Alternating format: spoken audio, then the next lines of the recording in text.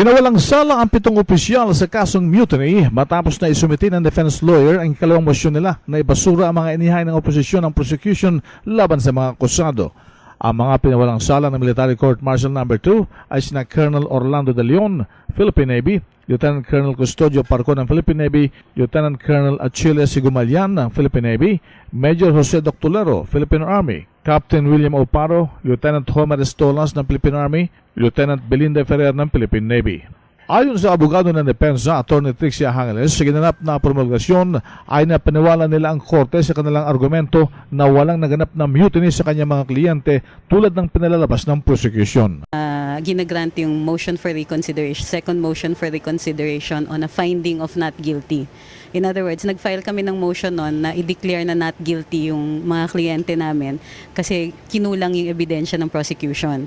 After dininay yung first motion namin, itong second ginrant for 7 of the accused. Merong 10 na natira. Sa mga kliyente ko, isang absuelto, isa pang natira. So, ibig sabihin sa mga absueltong ito ay babalik sa kanilang serbisyo? Babalik sila to active duty, hindi naman po sila natanggal. So, ang ano lang is back in the mainstream sila. Pwede na sila ulit bigyan ng mga assignments. So, ito yung mga grupo ng nasa standoff ng Marines?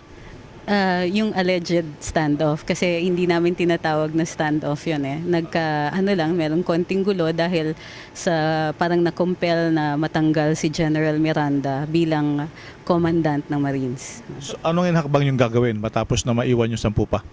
Siyam po.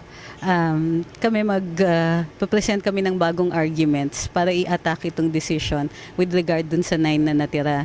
Kasi merong mga tingin namin, malaki pa rin ang pagkukulang ng prosecution dun sa siyam. For example, dun sa client ko, hindi tama para sa amin yung argument ng court na yung planning ay isang act of mutiny.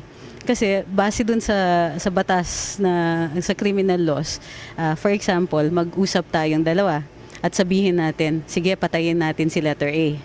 Pero wala tayong ginawa. Nagsiuwian tayo, nanood ng TV, tapos natulog. Walang krimen na nangyari. Kahit man mapakadetalye nung pagplano natin na patayin si letter A, kahit anong pang gawin natin, kung wala tayong ginawa tungkol doon, wala tayong nilabas na panaksak, wala tayong overt act, hindi tayo gather ng mga materials. Si Atty. Trixie Angeles, RH911, Ping Formento ng DCRH Nationwide.